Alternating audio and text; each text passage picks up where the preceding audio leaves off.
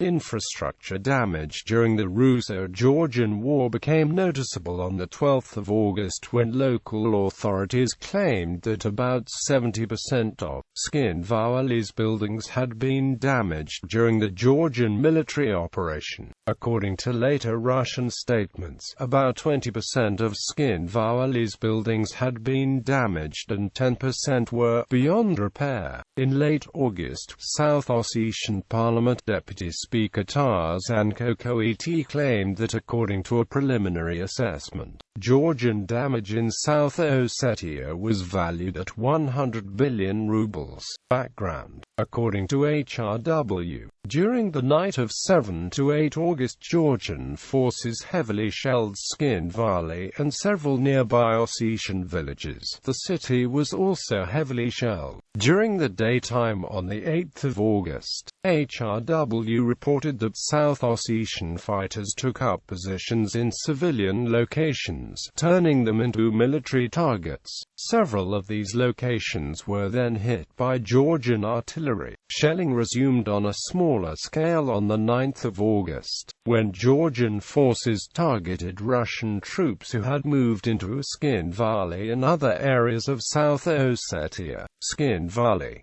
The Georgian government reported that Tskhinvali was largely reduced to rubble as a result of Russian air attacks. When aircraft started bombing out positions in Tskhinvali, this is when most civilian buildings were burned, explained David Kezrashvili. Russian journalist Yulia Latinina also blamed Russia for damaging the city, saying that when Georgian forces entered Tskhinvali it was intact. After they were driven out by the Russians, the city was in ruins.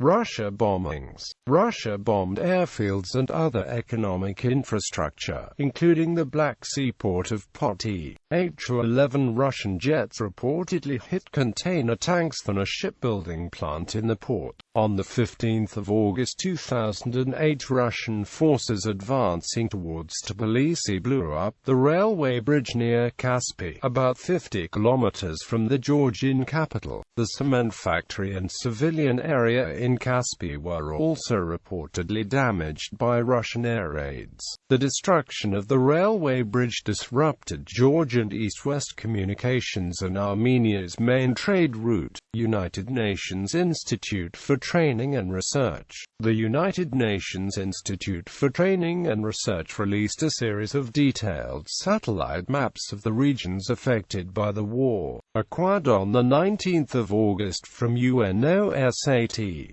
Damage was assessed primarily from satellite images with a resolution of 50 centimeters. Since it was an initial assessment, it was not independently validated on the ground. UNOSAT reported that 230 buildings in Tskhinvali were destroyed or severely damaged. In the villages north of the city, up to 51.9% of buildings were damaged. UNOSAT provided imagery of 6 Georgian naval vessels partially or completely submerged in Poti. No other damage to physical infrastructure or ship-related oil spills were revealed. HRW used the satellite images to confirm the widespread burning of ethnic Georgian villages by Ossetian militia in South Ossetia. Amnesty International noted that the most of the damage in Tskhinvali was sustained on or before the 10th of August and was likely caused by the intense fighting between the Georgian and Russian militaries around the 8th of August. However, a number of Georgian villages near Tskhinvali were damaged after the major hostilities ended.